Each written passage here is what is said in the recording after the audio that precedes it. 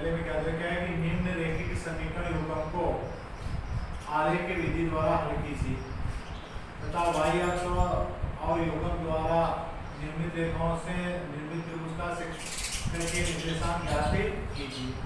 तो इन दोनों से आपको क्या होगा, पहले आपको ग्राफ खींचना है और ग्राफ के द्वारा इसका हल प्राप्त करना है। और जैसे वो ग्राफ की रेखाएं आएंगी या समीकरणों की रेखाएं आएंगी, वो y अक्ष को जहां भी काटेगी उन बिंदुओं के आपको निर्देशांक लिखने हैं। हम रखते हैं पहले वही आप क्या करोगे, दिए हुए समीकरण का अक्ष का मान y के पदों में या y का मान अक्ष के पदों में लेंगे।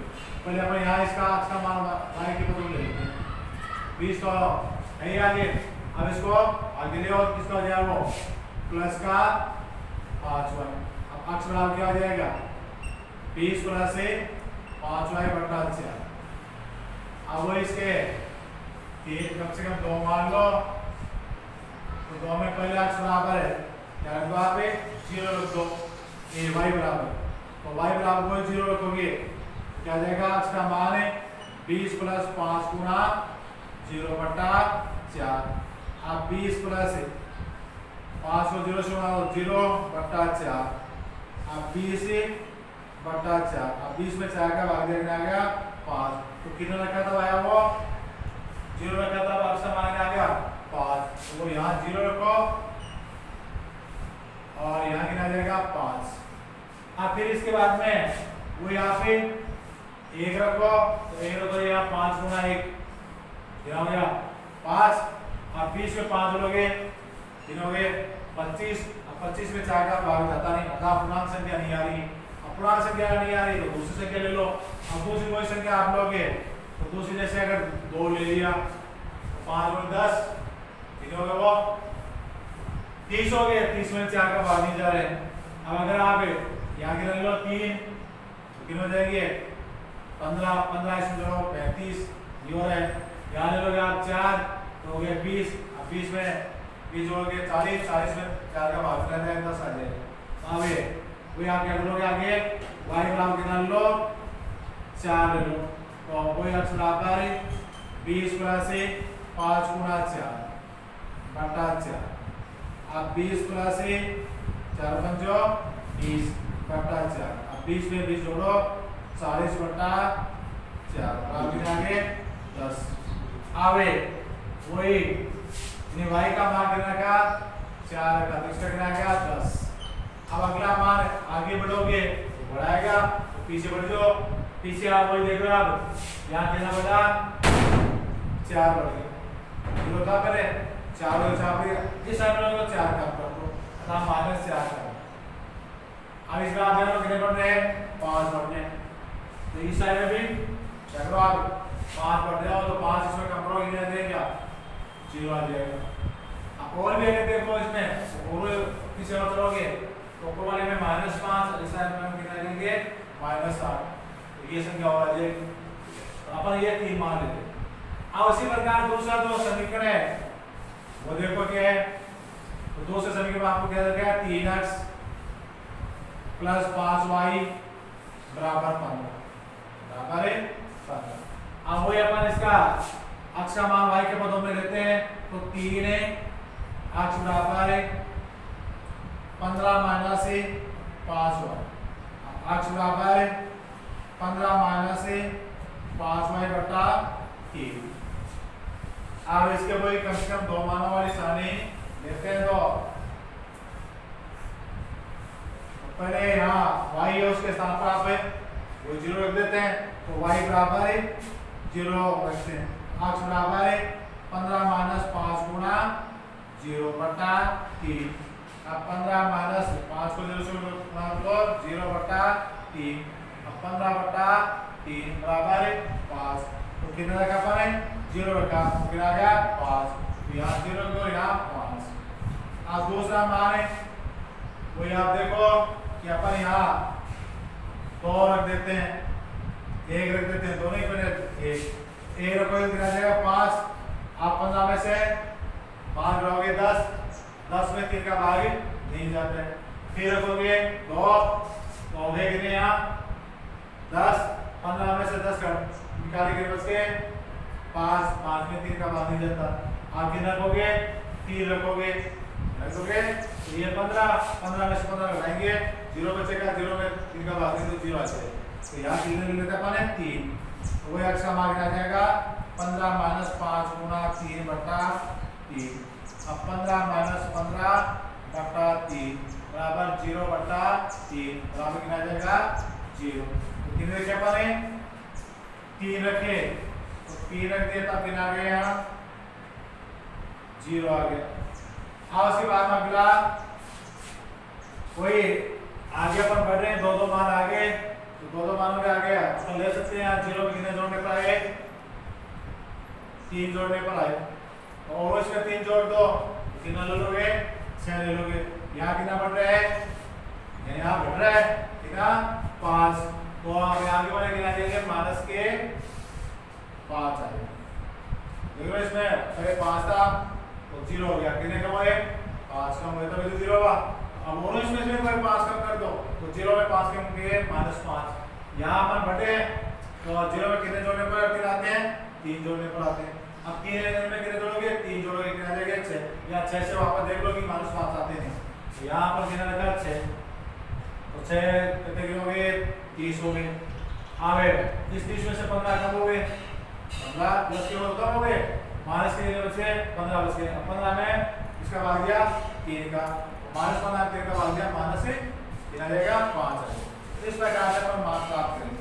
अब ये जो दोनों जो मान प्राप्त कर लिए अब इन दोनों मानों से अपन क्या करेंगे ग्राफ खींचेंगे। ग्राफ खींच के उसके बाद में ही अपन आगे बढ़ेंगे। तो ग्राफ में जो पहली मान वाले सैंपल के आगे हमारे पास x और y की तो 5 0 10 4 0 4 -4 2 से क्या आ गई है x और y की आप 5 0 0 3 -5 6 ये आ गई। और ये हमारा y एक्सिस लिया ये क्या दिया x एक्सिस लिया।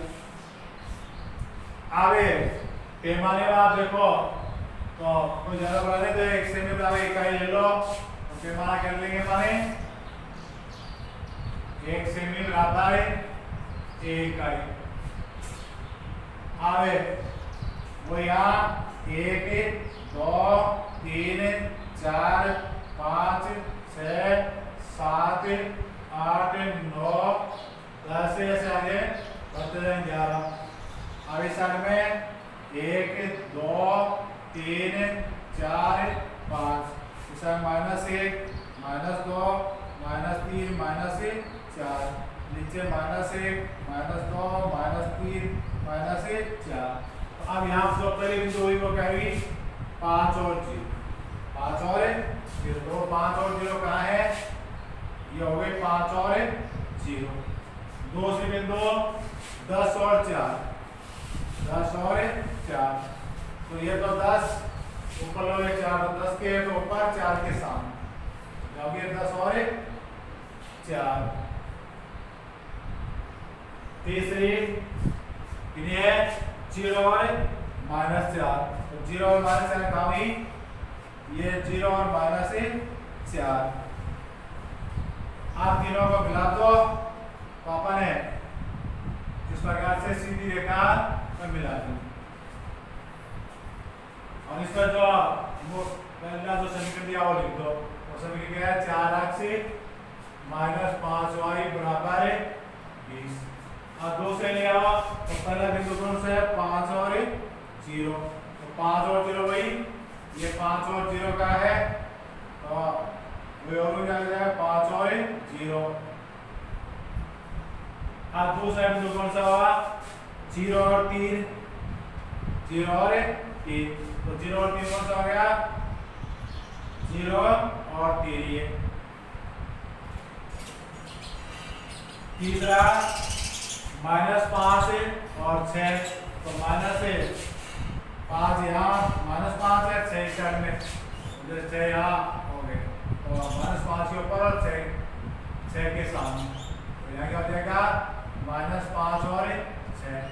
अब इन तीनों को मिला दो दूसरी रेखा ये होगी। आगे इस पर जो दूसरा समीकरण बोली तो 3x प्लस 5y बराबर 15। अब हल तो जो एक अकान बिंदु होगा उसका क्या हो गया, हल हो गया।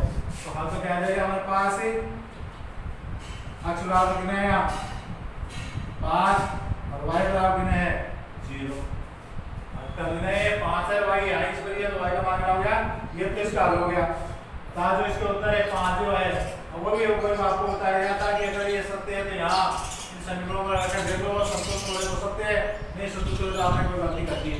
तो यहाँ देखोगे पहले 4 को किसे अच्छा मान है 500 से बराबर 20 माइनस 5 गुना y का मान 0 है, 0 से दो आवे ये तो हो गए 20, ये हो गए 0, 20 में 0 रह गया 20। अब दूसरे में अच्छा मान है 5 तो 3 गुना 5 15 प्लस 5 गुना 0 0। अब 15 में 0 जोड़ेंगे तो 15 हो गए। तो वो संतुष्ट हो रहा है तो उत्तर तो सही है। अब आपको जो आगे पूछा गया वो क्या पूछा है कि y अक्ष यानी y अक्ष और युग्मों द्वारा निरूपित रेखाएं, तो युग्मों द्वारा निरूपित रेखाएं ये दोनों हैं, यानी युग्मों समीकरण जो लिखा है उसके दो समीकरण है, दो जो समीकरण उनके द्वारा जो रेखाएं हैं उनसे और y अक्ष ये हो गई, इनको जो काटती है तो वो अवश्य तो एक त्रिभुज बन गया। क्या बन गया, त्रिभुज बना है। उस त्रिभुज के निर्देशांक आपको लिखने हैं। तो यहाँ त्रिभुज कौन सा बन गया, ये है, ये जो त्रिभुज बन गया उसका आपको निर्देशांक लिखने हैं। अब इसके निर्देशांक लिख के यहाँ सीधे आपको देते हैं वो लिख दो। यहाँ कई बार जैसे आप इसको याद नहीं करो तो सीधा आप क्या करोगे, ये समीकरणों में क्या करोगे, y का मान x का मान तो आपको y का तो प्राप्त होना है, x का मान 0 रख दो आपको प्राप्त हो जाएगा। तो इस प्रकार से अपन यहाँ जैसे लिखे नीचे लिखेंगे त्रिभुज के निर्देशांक, त्रिभुज पूरा लिखो तो यहाँ ना लिख दिया त्रिभुज, जैसे आप यहाँ लिख दिया a, यहाँ लिख दिया b और यहाँ लिख दिया c, तो त्रिभुज ABC के निर्देशांक। और इस प्रकार से लिखो तब ए के निर्देशांक क्या होंगे, बिंदु ए के निर्देशांक, ए के निर्देशांक क्या हो जाएंगे, यहाँ देखोगे 0 और 0 3। फिर बी के निर्देशांक क्या हो जाएंगे 5 0। सी के निर्देशांक क्या हो जाएंगे 0 माइनस 4। तो ये क्या हो जाएंगे, जो ये त्रिभुज आपको दिख रहा है उसके निर्देशांक। कई बार जो कहते हैं कि इसको छायांकित कीजिए तो आप यहाँ इसको क्या करोगे, छायांकित कर दोगे। अब अगला जो प्रश्न है वो आपको कह रहा है समीकरण निकाल का ग्राफीय विधि से, इसे ग्राफीय विधि से हल कीजिए तथा हल की प्रकृति ज्ञात कीजिए। तो हल की प्रकृति से तात्पर्य हमारा क्या होगा कि जो आपको समीकरण निकाल दिया गया है या दो चरों वाले जो दो समीकरण दिए गए हैं वो संगत है या असंगत। संगत का मतलब है कि उसका कोई ना कोई हल होना चाहिए, तो चाहे वो एक हल होना चाहिए या अनंत होना चाहिए, और असंगत का मतलब उसका कोई हल नहीं होना चाहिए। और इसी से मतलब आप अगले का क्या तात्पर्य हो रहा है कि प्रकृति पूछने का है। तो प्रकृति में क्या बताओगे कि समीकरण निकाय संगत है या असंगत है। अब संगत या असंगत के लिए क्या करोगे, आप पहले दिए हुए समीकरणों को मानक रूप में लाओगे। तो मानक रूप में क्या जाएंगे, x प्लस वाई माइनस 5 बराबर 0। दूसरे में 2x प्लस 2y माइनस 10 बराबर 0। क्योंकि जो मानक रूप अपन पढ़े हैं उसमें क्या है, a1x plus b1y plus c1 बराबर 0। दूसरा में a2x plus b2y plus c2 बराबर 0। ये जो समीकरण निकाला था उसका मानक रूप था, जैसे अपन पढ़ा था समीकरण शुरू में, तो उसमें समीकरण का ये मानक रूप है। तो ये मानक रूप को जो आपको दिए जाते हैं उनमें प्रगति पूछी जाती है, तो दिए हुए समीकरणों को किसमें लाओगे, आप मानक रूप में लाओगे। अब लाने के बाद में आप यहाँ देखो, अब a1 है, b1 है, c1 है, a2 b2 c2 के मान कितने हैं। तो यहाँ वो देखो a1 का मान कोई नहीं दे रखा है, तो a1 का मान कितना होगा, यहाँ 1 होगा। अब b1 का यहाँ कोई संख्या नहीं है तो b1 का मान कितना हो जाएगा, 1 होगा। C1 का मान कितना है -5 है। अब A2 का मान कितना है 2 है। B2 का मान कितना है 2 है और C2 का मान कितना है -10। ये अब प्रगति जानने के लिए अपन वही पहले A1 बटा A2 का अनुपात याद करेंगे। तो A1 बटा A2 बराबर 1 बटा और A1 का मान 1 है, A2 का मान 2, तो 1 बटा 2। इसी प्रकार P1 बटा P2 का मान लिखेंगे। तो P1 बटा P2 बराबर 1, इसका मान कितना है 2, 1 बटा 2। फिर C1 बटा C2 का मान निकालो, वो मान कितना है C1 का मान -5 और C2 का मान -10। अब इसका क्या तो भाई माइनस से माइनस तो प्लस हो जाएगा, अब 5 का बाद में रहेंगे बटा 2। अब तीनों A1 बटा A2, B1 बटा B2, C1 बटा C2 तीनों पर ध्यान दो तो क्या देखो आप तीनों अनुपात समान है क्या है। अतः आप क्या लिखोगे A1 बटा A2 बराबर B1 बटा B2 बराबर C1 बटा C2 है। वो कितना हमारा है सबका 1 बटा 2 है। इस प्रकार से जब भी आता है तो आप शुरू में पढ़ा था उसमें क्या आता है कि समीकरण निकाय कैसा होगा है कहते हैं उसके अनंत हल होते हैं। 3 तो आपको बताया था। एक तो ऐसे आए A1 बटा A2 बराबर नहीं B1 बटा B2 तो समीकरण निकाय के क्या होगा एक ही हल होगा। अगर ये तीनों ही समान आ जाते हैं तीनों का अनुपात तो हल क्या होंगे अनंत होंगे। और ये दो तो समान और तीसरा समान है तो उसका मतलब क्या आता है कोई हल नहीं होगा। तो अब अपन यहाँ जैसे इनका देखा तो अपन क्या कहेंगे कि यहाँ इस समीकरण निकाय के अनंत हल होंगे और इनकी जो रेखा होगी आलेख होगा वो संपाती रेखाएं प्राप्त होगी, संपाती रेखाएं प्राप्त होंगी। अतः अब हल आ गया चाहे वो एक हो या ज्यादा हो तो जो समीकरण का कैसा होगा संगत होगा या असंगत। जिसका कोई हल हो चाहे वो एक हो या ज्यादा तो संगत होता है और जिसका कोई हल नहीं होता है तो असंगत होता है। अब इसके अनुसार हम जैसे ही अनुपात प्राप्त कर लिया तो अनुपात प्राप्त करने के बाद हमें अपने निष्कर्ष पर पहुंच गए कि समीकरण निकाय है उसके अनंत हल होंगे और इनका आलेख है वो क्या होगा दो संपाती रेखाएं होंगी और बाद में क्या लिखेंगे अतः यह समीकरण निकाय संगत है। अतः यह समीकरण निकाय क्या होगा संगत होगा। इस प्रकार से आपको प्रगति बतानी होगी पहले। तो ये जो अपन काम किया वो किसके लिए किया है मैंने प्रगति बताने के लिए। इस प्रकार से अपन प्रगति बताएं। आप प्रगति बता दो उसके बाद में आपको इसको वही आगे ग्राफ के द्वारा हल करना है। तो वो ग्राफ x + y बराबर 5 तो यहाँ x को यहाँ रख लिया y को आगे ले लिया तो 5 - y। अब वो दो मानों वाली जो सानी होगी तो क्या आ जाएगी पहले आप यहाँ 0 रख दो अब 5 में 0 रख दो 5 तो y का 0 का तो x का कितना आ गया 5। फिर यहाँ 1 रख दो तो 5 में से 1 रखने बस के 4 तो y का 1 रखा तो इसके कितने आ गए 4। अब यहाँ 2 रख दो तो कितने आ जाए 5 में 2 रहे 3 तो यहाँ 2 रखे कितने आ गए 3 रखे। अब ऐसे दूसरे तो दूसरे में आप कह रहे थे 2x + 2y बराबर 10। यहाँ 2x बराबर 10 - 2y x बराबर 10 - 2y बटा 2। अब वो इसकी कम से कम दो मानों वाले सारणी लो उसमें क्या हो जाएगा x और y। तो पहले y कितना दिया 0 तो 10 - 2 0 बटा 2। अब 10 - 2 तो 0 बटा 2।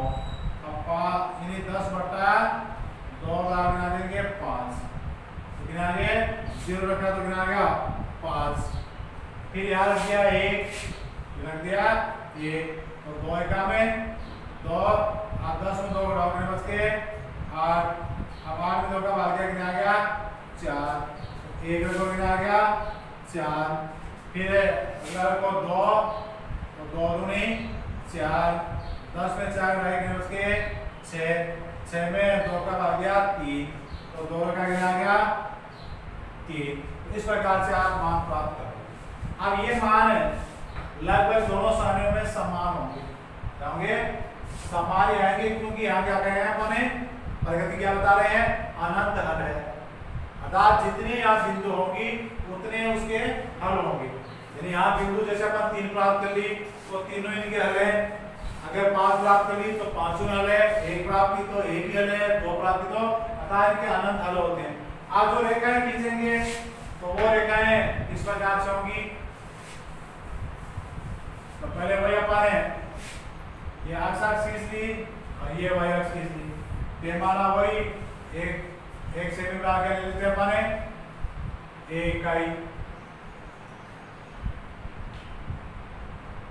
अब यहाँ 1 2 3 4 5, यहाँ पे वही 1 2 3 4, यहाँ भी वही -1 -2 -3, यहाँ नीचे -1 -2 -3।